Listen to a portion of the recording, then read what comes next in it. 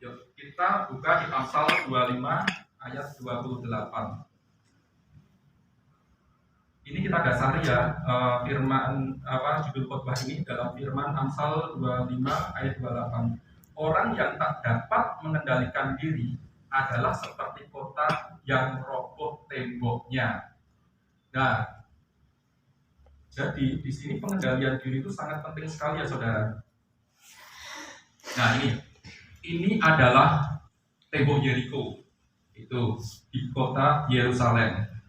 Nah, orang akan merasa aman jika tembok pertahanannya dibuat beberapa lapis untuk melindungi kota dan masyarakat yang ada di dalamnya. Pada zaman dahulu, dalam perjanjian lama, tembok itu merupakan sesuatu hal yang sangat penting di dalam kota. Jadi ketika tembok mereka roboh, itu bisa banyak pencuri, kadang musuh itu bisa masuk secara langsung. Jadi pertahanannya ini terbuka sekali. Jadi gampang kota itu gampang chaos itu gampang rusuh gitu kalau tidak ada tembok yang membentengi dari kota tersebut. Nah, tetapi ketika tembok itu jebol atau dapat dihancurkan musuh, maka porak-porandalah seisi kota, dan tembok ini bisa digambarkan di dalam emosi dari diri kita sendiri, saudara. Jadi diri kita itu harus dibentengi dengan tembok-tembok kerohanian yang sangat kuat untuk kita dapat menghadapi perkembangan zaman, menghadapi dunia pekerjaan gitu. Kita harus memiliki tembok-tembok rohani yang benar-benar kuat di sini, teman-teman ya. Nah, ini menurut David R. Hawkins, itu dia adalah seorang psikolog di Amerika. Ini saya mengambil sebuah jurnalnya, dan ini adalah nggak kelihatan ya level emosi ini, saudara. Ini saya belajar ketika saya masuk dalam dunia trading. Saya diajari ini sebelum saya masuk ke dunia trading. Saya diajari oleh guru saya untuk mengelola sebuah emosi. Jadi emosi itu ada beberapa level atau tingkatan ya di sini ya. Itu level paling tinggi di dalam emosi itu adalah rasa bersyukur. Ketika kita bisa mensyukuri apa yang nikmat Tuhan berikan kepada kita, itu adalah level tertinggi manusia di dalam pengelolaan emosinya. Itu kan minimal. Ini kan ada malu itu ada skornya ya di sini ya. Si Hoskin ini membuat skor 20. Terendah itu adalah rasa malu. Ini saudara yang di bawah itu rasa malu itu poinnya 20 poin.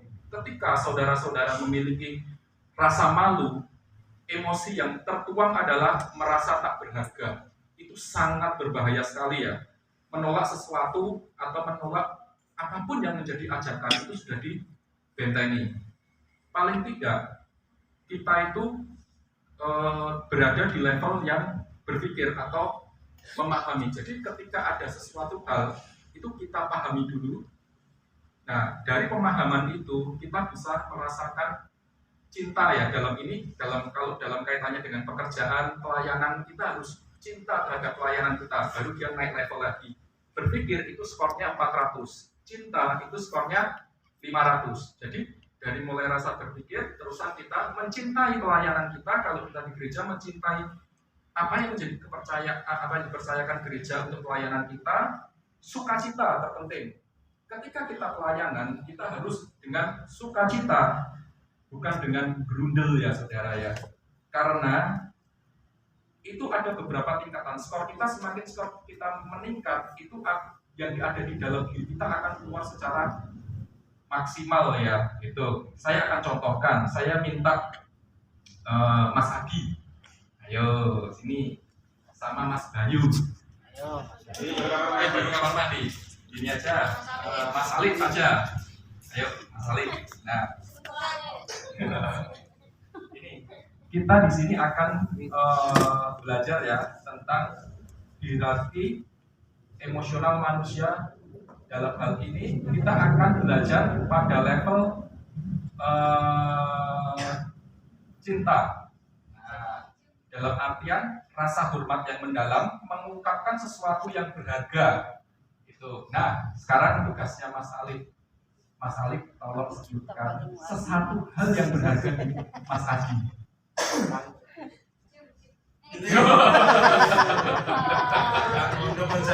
Nah, gini loh. Mas Alif melihat Mas Adi ini pasti ada sesuatu yang berharga kan? Ada.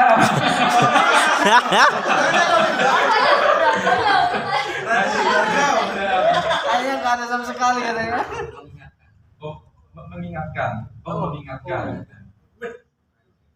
Gimana? Coba. Teringat. Mas Adi, Teringat. saya mengingatkan. Gimana? Masa terlalu gendut gini. Misal contohnya Mas Adi, setelah saya lihat Mas Adi itu sangat ganteng sekali. Amin. Betul. Ya. Ini contoh gitu. Ayo cari satu. Susah ya saudara kalau mau cari satu kebaikan ya, tapi kalau kesusahan pasti banyak ya gitu. Ayo satu aja nilai spesial. Apa ki baik ki? Apa? Baik. Mas Adi Sangat baik. Wis, Mas Adi baik gitu ya. iya kan ya ngomongnya ikhlas banget. Gimana? Baik. Oh, Mas Adi baik gitu. Oke, Mas Adi sekarang sebutkan satu kebaikan dari Mas Ali. Kebaikan apa yang spesial ini? Oh, yang spesial dari Mas Ali ini apa yang spesial? Yang spesial seperti ini. Ini sangat spesial. Orang baik apa? Beda sama laki. Baik, oh, berarti masing-masing sudah meningkatkan diri. Gara-gara bisa emosi. Nah, ini ketika ada seseorang memuji seorang yang lain, itu level dari emosional itu pasti dia akan meningkat. Itu pasti. Jadi ketika emosional orang itu meningkat dengan hal-hal yang baik, ini ada power dan the wisdom ya. Wisdom itu kebijaksanaan. Ketika skornya tadi saya setting untuk skor 400, yaitu mengungkapkan kebaikan dari seseorang. Jadi secara tidak langsung Mas Alif ataupun Mas Adi sudah memberikan skor 400 kepada masing-masing, dalam artian level emosi dia itu sudah meningkat menjadi lebih baik. Artinya di dalam hubungan mereka akan menjadi lebih nyaman. Itu pasti akan klik gitu. Nah, terima kasih Mas Adi, Mas Alif. Nah, itu level emosi manusia menurut David Hawkins, itu psikolog dari Amerika gitu. Nah, tetapi di sini saya akan membahas 3 kunci terpenting dari sekedar level emosi yang tadi. 3 kunci penting kita sebagai anak Tuhan, kita memperoleh kemenangan dalam penguasaan diri. Ya, yang pertama itu seperti tembok Yeriko melindungi bangsa Israel dalam hidup kita. Kita juga harus punya 3 tembok tersebut ya. Yang pertama, tembok firman Tuhan, tembok keluarga, dan tembok komunitas murid Kristus. Ini sangat penting sekali dan ini perlu saudara-saudara ingat ya. Yang pertama, tembok firman Tuhan, yang kedua adalah tembok keluarga, yang ketiga adalah tembok komunitas murid Kristus. Saya akan bahas satu persatu ya dalam pengertian tembok ini ya. Tembok firman Tuhan itu di dalam Amsal 30 ayat 5. Semua firman Allah adalah murni. Ia adalah perisai bagi orang-orang yang berlindung padanya gitu. Jadi ketika kita berlindung di balik firman Tuhan, Tuhan itu pasti akan memampukan kita untuk melakukan segala apa yang kita menjadi kesusahan dari hidup kita ya. Bersama dengan Tuhan segala permasalahan hidup kita bisa kita lewati. Itu pasti. Dan sebagai pengikut Kristus, Dia tidak berjanji kehidupan yang mulus tanpa derita. Tuhan Yesus tidak menjanjikan kita kehidupan yang flat, yang mulus sekali, itu tidak. Tetapi Dia memberikan kekuatan untuk kita dapat menghadapinya dan kita akan keluar sebagai pemenang. Itu janji Tuhan. Nah, di dalam Filipi 4 ayat 13 ya, bisa dibuka ya.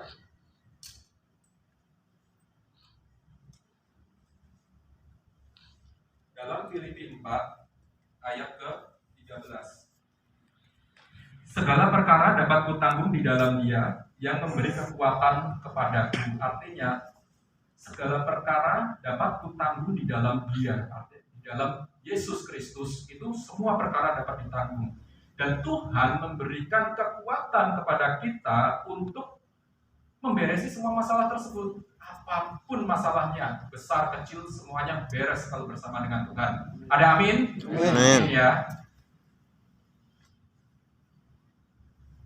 Dalam Alkitab kita dapat belajar memecahkan masalah berdasarkan pengalaman para nabi dan rasul. Nah, ini pentingnya tembok firman.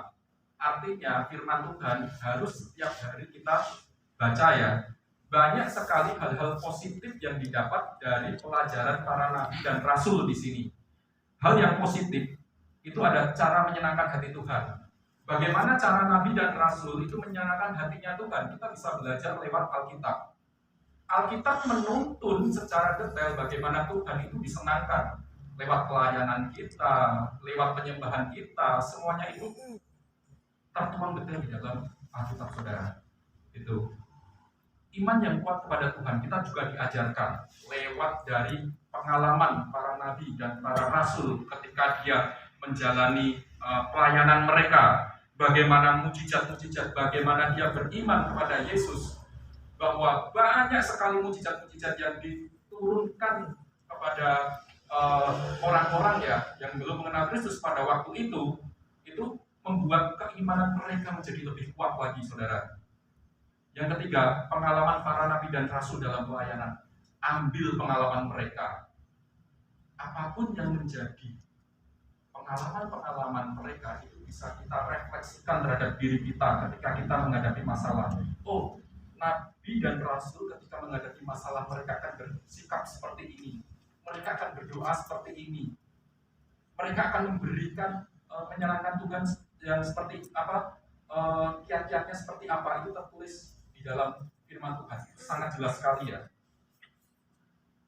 Yang terpenting adalah ajaran Kristus sebagai tauladan kita dan pedoman kita, pedoman di dalam kehidupan kita. Itu yang sangat terpenting ya, saudara, bahwa ajaran Kristus itu yang nomor satu, supaya kita menjadi serupa dan kita itu serupa dengan karakter Kristus. Itu yang terpenting karena kita sebagai anak-anak Kristus. Nah, hal negatif, banyak sekali kesalahan-kesalahan para nabi dan rasul yang terjadi di dalam Alkitab, dan itu pun kita juga bisa jadikan pelajaran. Jangan sampai kesalahan yang sudah terjadi pada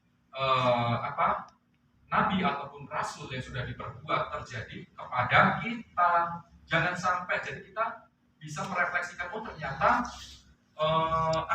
ketika Yunus diutus itu dia membelot ke kota Niniwe, dia tidak patuh. Kalau Tuhan kalau kita taat sama Tuhan, ya kita harus menaati apa yang menjadi perintah Tuhan gitu. Nah, yang kedua, yang tadi adalah tembok firman. Yang kedua adalah tembok keluarga. Ini sangat penting, saudara. Itu tembok keluarga, meskipun keluarga itu adalah unit terkecil dalam masyarakat, keberadaan keluarga memiliki peran dan pengaruh yang sangat besar bagi pertumbuhan generasi bangsa. Dan itu sangat-sangat penting sekali peranan keluarga dalam kehidupan kita sebagai anak-anak muda. Itu. Ada 3 unsur pembangun di dalam keluarga. Yang pertama adalah komitmen, komunikasi, dan cinta kasih. Keluarga tanpa komitmen rawan pengkhianatan. Keluarga tanpa komunikasi rawan keretakan.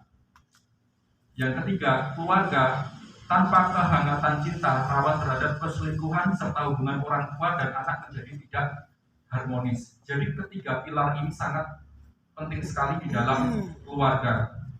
Nah, komitmen itu juga cuma bukan di keluarga juga. Ketika kita pelayanan, kita berada di dunia kerja, komitmen itu juga sangat dibutuhkan, gitu loh.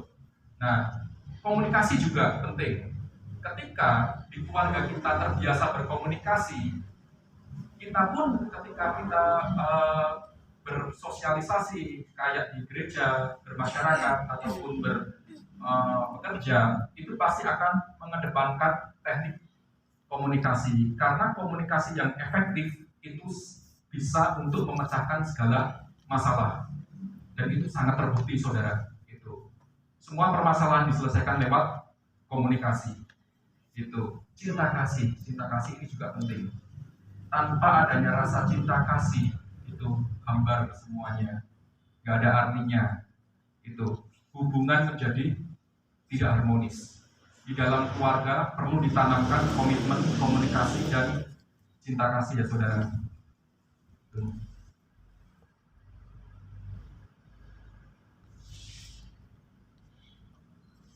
Nah, saya mau sedikit bersaksi ya tentang keluarga ya saudara ya.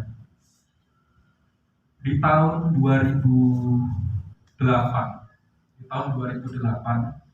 itu menjadi titik akhir saya saudara di dalam keluarga. Itu. Jadi hancur-hancurnya saya. Jadi itu waktu saya masih berusia 20 tahun.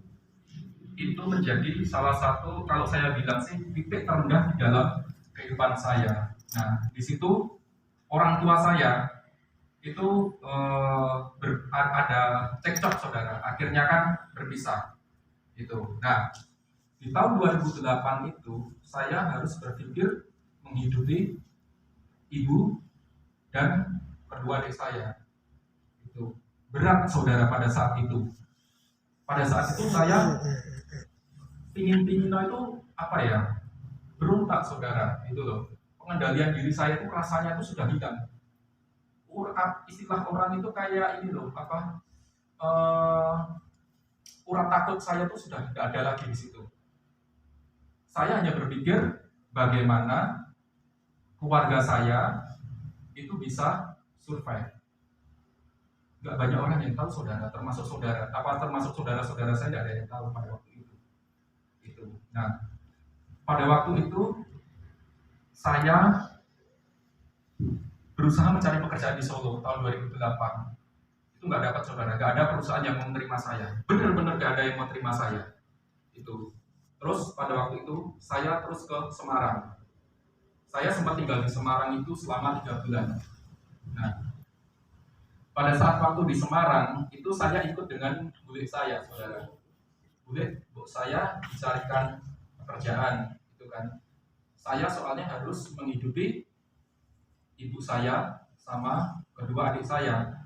Itu ada pekerjaan tuh, ini ada buat figura mau, gitu. Buat figura itu dari jam 8 sampai jam 4 sore saudara saya kerja.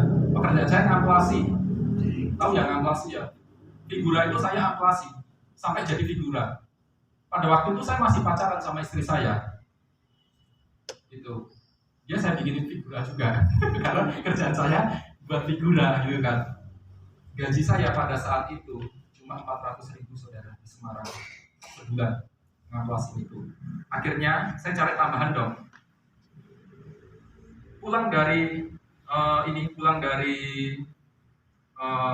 ngamplasin itu, dari pekerjaan ngamplasin figura itu, saya pulang jam 8 malam, saya ke Pasar Kopong. Pak Pur tahu Pasar Kopong untuk ikan-ikan itu ya Pak ya, yang di Semarang itu. Nah, dari nelayan yang masuk per mikul, saya itu mikul tenggok ya, tenggok isi ikan sampai jam 3 pagi. Satu tenggok saya dapat 5.000 rupiah saudara. Itu saya lakukan selama 3 bulan. Itu untuk saya kirim uang ke Solo. Itu. Nah, di situ juga muncul pikiran-pikiran jahat saya, karena di Pasar Kopong itu orang jual sabu juga banyak, orang mau copet, belajar copet juga ada gitu loh, cari cara uang instan itu ada gitu loh.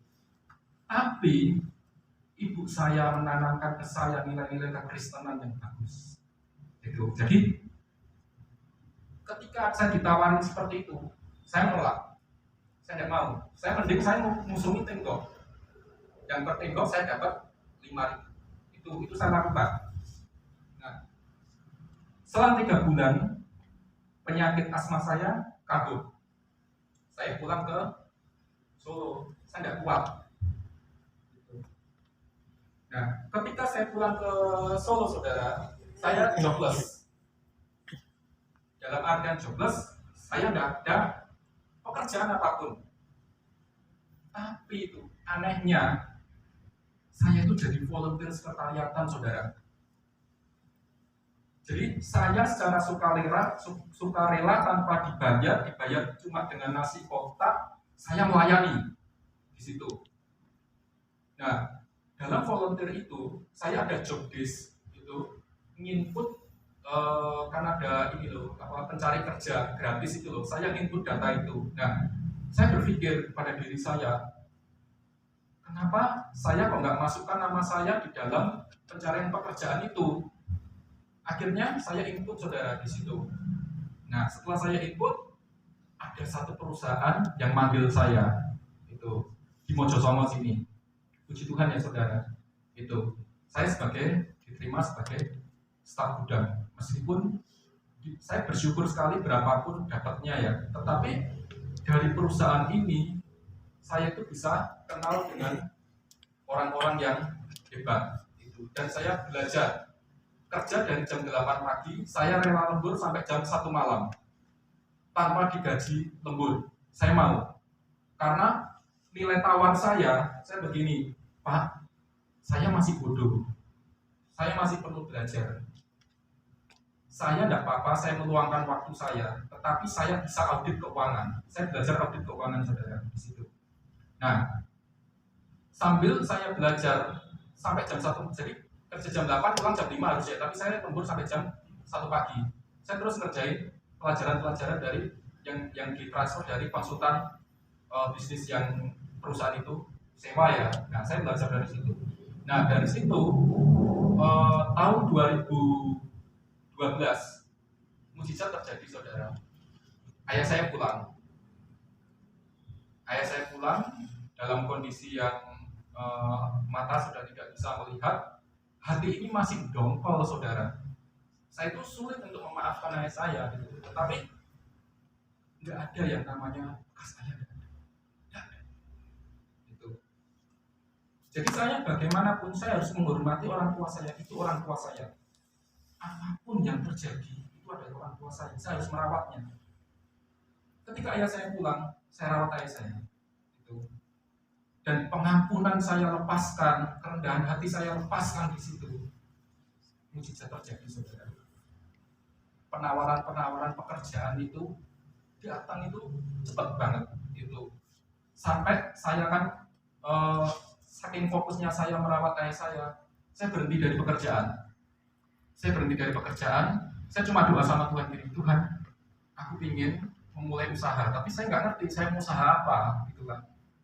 Tahu-tahu konsultan saya yang sekarang jadi ayah angkat saya dari Bandung telepon, Sam, kamu mau nggak ngerjain gulungan kain tengah? Bahannya apa, Pak? Saya nggak ngerti, Pak. Nah, itu ajarin, gitu kan. Itu bahannya kardus. Saya ke Pak Pur pada waktu itu, ingat kan Pak Pur? Saya beli kardus dari Pak Pur. Itu saya buat, saudara, di situ. Saya mulai usaha saya, gitu.